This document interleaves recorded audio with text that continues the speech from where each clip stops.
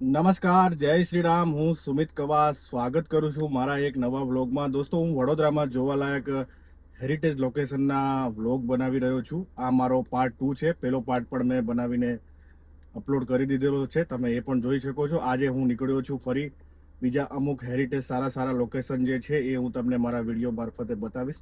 તો આપ આ મારી જર્ની સાથે બન્યા રહો. મળીએ આપણે હેરિટેજ લોકેશન ઉપર.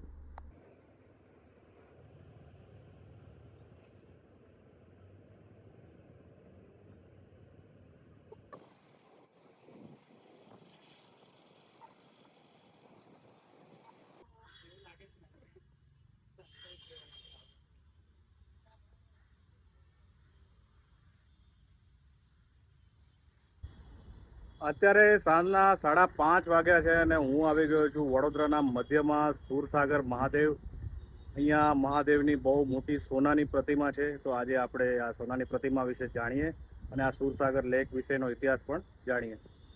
એરપોર્ટથી આપણે જ્યારે મુંબઈની ફ્લાઇટ લઈએ ને, તો વિમાનની બારીમાંથી આપણે જોઈએ ને, તો આપણને આ સુરસાગર લેક જે છે એ એક્ઝેક્ટ આપણને વિમાનની બારીમાંથી દેખાય.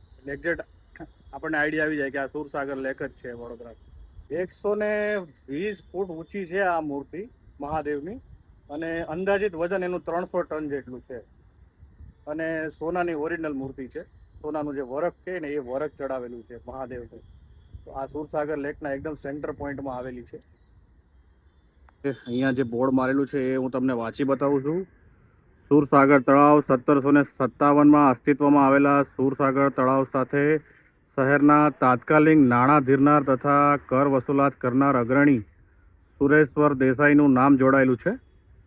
સુરેશ્વર દેસાઈએ આ તળાવ વિકસાવ્યું હતું. સુરસાગરના અગ્નિખૂણામાં ચંદન તલાવડી નામનું નાનું તળાવ હતું.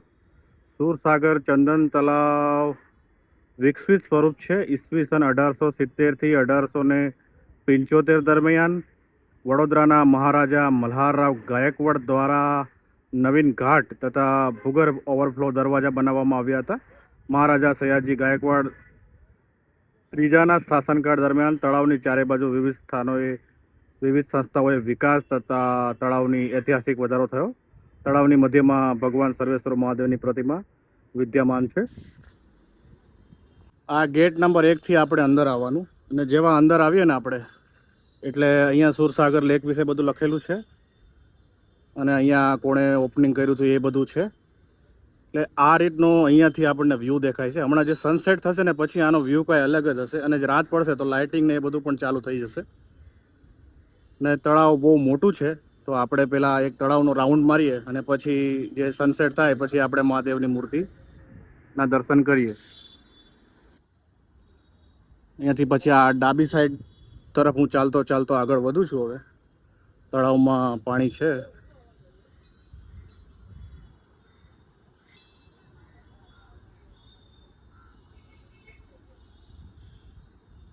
એક ચક્કર રાઉન્ડ મારવામાં મને એમ છે 1.5 કિલોમીટર જેટલું હશે. અહીંયાથી એન્ટર થઈને જો આ સાઈડમાંથી આખું વોકિંગ કરવાનું પણ બનાવેલું છે.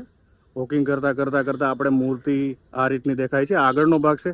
પણ જો આપણે સવારે આવ્યા હોય તો સવારે સૂર્યનો પ્રકાશ બરાબર મહાદેવની સામે આવે તો મહાદેવની મૂર્તિ વધારે ચમકતી દેખાય. અત્યારે આ રીતની દેખાઈ રહી છે. હજુ આપણે રાઉન્ડ મારીએ એક આખો ચાલતા. અહીંયા તમારે આવીને બેસવું હોય તો બેસી પણ શકો. બેસવા માટે પગથિયા પણ છે. અને કોઈ મહાદેવનો કોઈ તહેવાર કે વાર હોય તો અહીંયા બહુ બધી પબ્લિક આવતી હોય છે.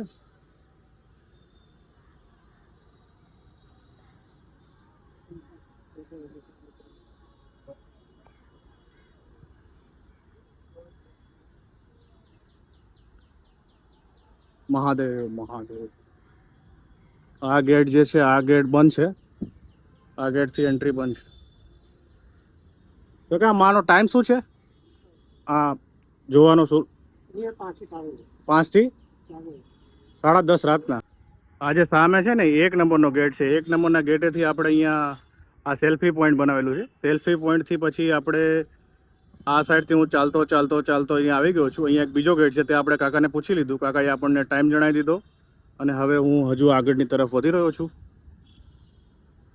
મહાદેવ. સાંજના ટાઈમે અહીંયા આવીને બેસીએ તો સુકૂન મળે એવી જગ્યા છે.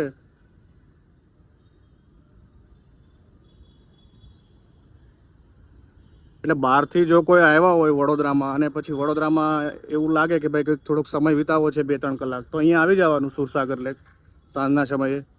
બહુ મજા આવે એવું વાતાવરણ છે, પણ રોડના કાંઠે છે એટલે વાહનોનો અવાજ વધારે સંભળાશે આ વ્લોગમાં. મહાદેવ સુરસાગર લેક.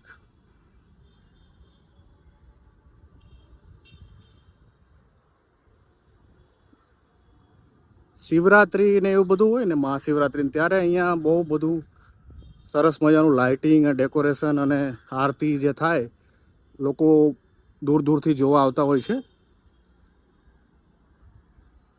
મહાદેવ મહાદેવ મહાદેવ. તળાવની સુંદરતા પહેલાં કરતાં ઘણી વધી ગઈ છે. સાઈડમાં જે આ બધા ઘાસને લગાવી દીધા છે, પહેલાં આવું બધું ઘાસ ને એવું નહોતું, એટલે મહાદેવ આ રીતના દેખાય છે.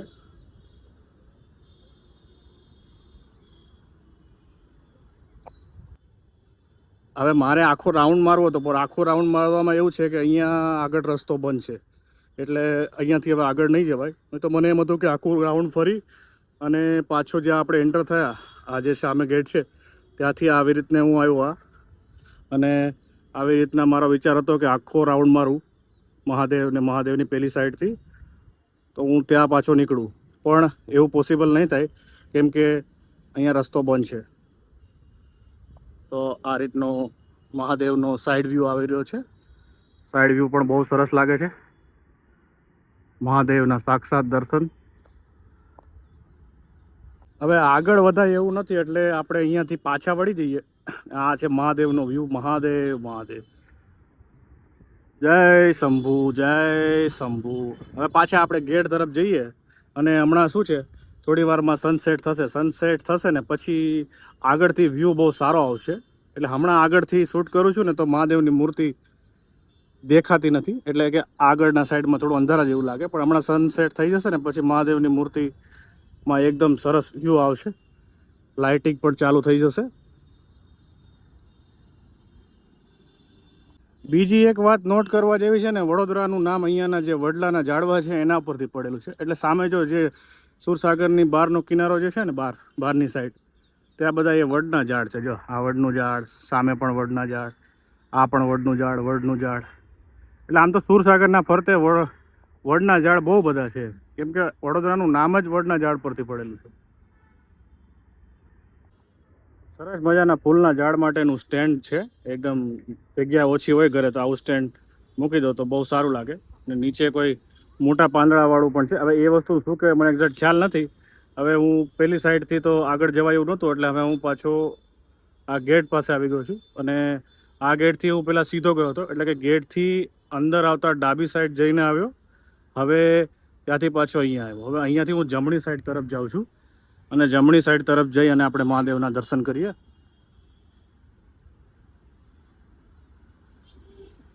એ સામે જ મંગળ બજાર છે, એટલે ટ્રાફિક અહીંયા બહુ હોય છે.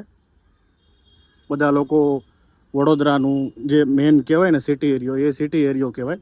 એટલે અહીંયા લોકો કપડાં ને બધું ખરીદી કરવા માટે વધારે આવે. એટલે હવે આ તરફ આપણે ચાલતા ચાલતા જઈ અને એક આગળનો રાઉન્ડ લઈએ અને જોઈએ મહાદેવને. આ સાઈડથી પણ આપણે મહાદેવનો વ્યૂ જોઈએ. આ ઝાડ કયા છે મને ખ્યાલ નથી, કોઈ મિત્રોને ખ્યાલ હોય તો કમેન્ટ કરજો. હોરનનો અવાજ તમને સતત સંભળાશે, કેમ કે હું એકદમ રોડની પાસે, મેન રોડ પર જ છે આ સિટીની અંદર, સેન્ટરમાં.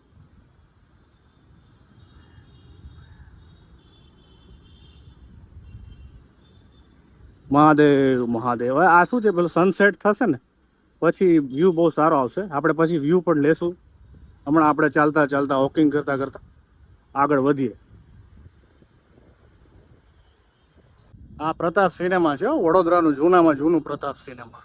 હજુ પણ અહીંયા ગુજરાતી મૂવી જે પણ નવું રિલીઝ થાય ને, હજુ પણ અહીંયા ગુજરાતી મૂવી રિલીઝ થાય છે. એ તમારે અહીંયા જોવા માટે આવવું પડે આપણે.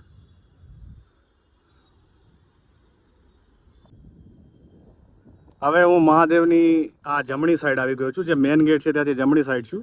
આપણે આ જે છે આ સેલ્ફી પોઈન્ટ છે. તમે અહીંયાથી ચાલતા ચાલતા આપણે આવીને અહીંયા સેલ્ફી લેવાનું. ત્યાંથી મેં એ જે સેલ્ફી પોઈન્ટ છે ત્યાંથી મેં આખું રાઉન્ડ લીધું મહાદેવનું. ત્યાં આગળ રસ્તો બંધ છે એટલે ત્યાંથી પછી ચાલતો ચાલતો ફરી હું અહીંયા આવ્યો મેઇન ગેટ પાસે, અને મેઇન ગેટથી ચાલતો અત્યારે હું અહીંયા આવ્યો છું. અને હવે આપણે આ રીતનો અહીંયાથી વ્યૂ આવે છે મહાદેવનો, અને હવે અહીંયાથી પાછા આપણે આગળ વધીએ.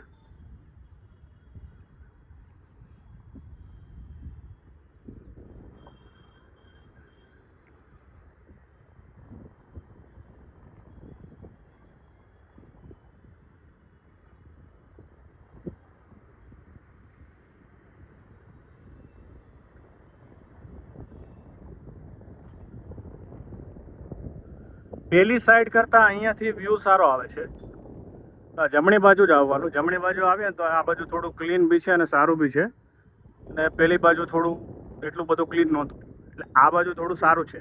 એટલે મેઇન ગેટ છે ને ત્યાંથી આવીને સીધું ત્યાં સેલ્ફી પોઈન્ટ પાસે જઈ અને જમણી તરફ ચાલતું ચાલતું આવી જવાનું. એટલે જમણી સાઈડથી વ્યૂ પણ સારો આવે છે સાંજે, અને આ બાજુ એકદમ નેટ એન્ડ ક્લીન જેવું પણ છે બધું.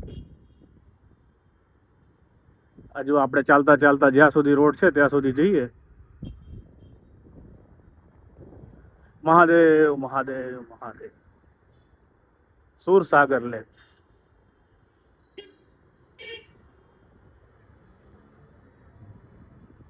આમ શું હોય, આપણે વિડીયોમાં બધું સાંભળીએ, બધું જોઈએ, અને જે અહીંયા આવીને જે આપણે ફીલ કરીએ ને એ કંઈક વધારે જ મજા આવે. જો અહીંયા આપણે સાંજના ટાઈમે આવ્યા હોય અને આ રીતે મહાદેવની સામે બેસીએ તો અલગ જ ફીલ આવે છે ભાઈ.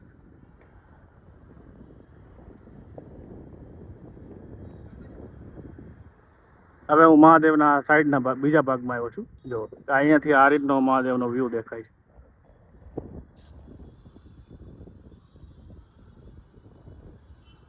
મેઇન ગેટથી ચાલતો ચાલતો હું મહાદેવની મૂર્તિની પાછળની સાઈડ આવી ગયો છું, અને અહીંયાથી હવે અહીંયા એક અક્કલકોટ સ્વામી સમર્થ મંદિર પણ છે. બહુ સરસ મંદિર છે, પણ આની એન્ટ્રી શાયદ બહારથી છે, અહીંયાથી એન્ટ્રી નહીં હોય.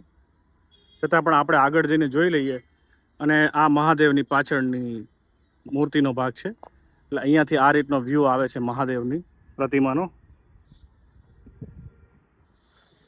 અક્કલકોટ સ્વામી સમર્થ મંદિરમાં સરસ મજાના ભજનો બી ચાલી રહ્યા છે.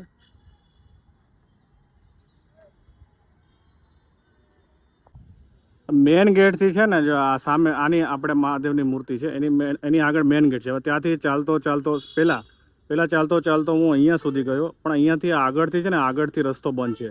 એટલે ફરી પાછો ત્યાંથી ચાલતો મેઇન ગેટ પાસે ગયો, અને મેઇન ગેટથી અત્યારે હું ચાલતો અહીંયા એકદમ પાછળ આવી ગયો છું.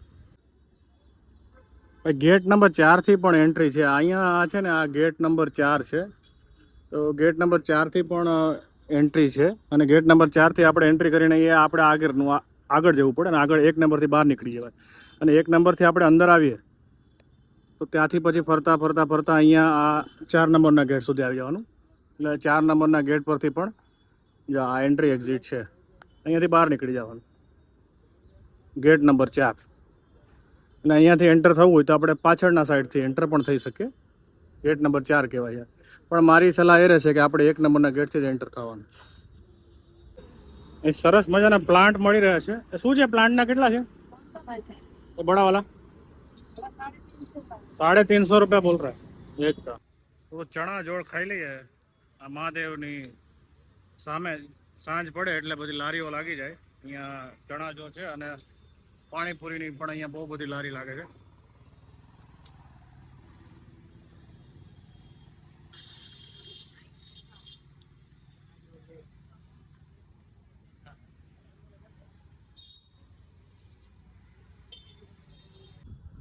હવે સરસ મજાનું સનસેટ થઈ રહ્યું છે, અને સનસેટ થઈ જાય પછી લાઇટો બાઇટો બધું ચાલુ થઈ જશે, અને બહુ સરસ વ્યૂ દેખાશે બધું.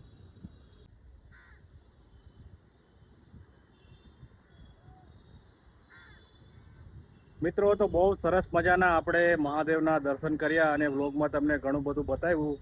તો આવા જ હેરિટેજ લોકેશન વડોદરાના વ્લોગ જોવા માટે હું વિડીયો બનાવતો રહીશ. તો આપ મારી સાથે બન્યા રહેજો. આજના આ વ્લોગમાં આટલું જ. મળીએ આવા જ નવા વ્લોગમાં. ચાલો, આવજો.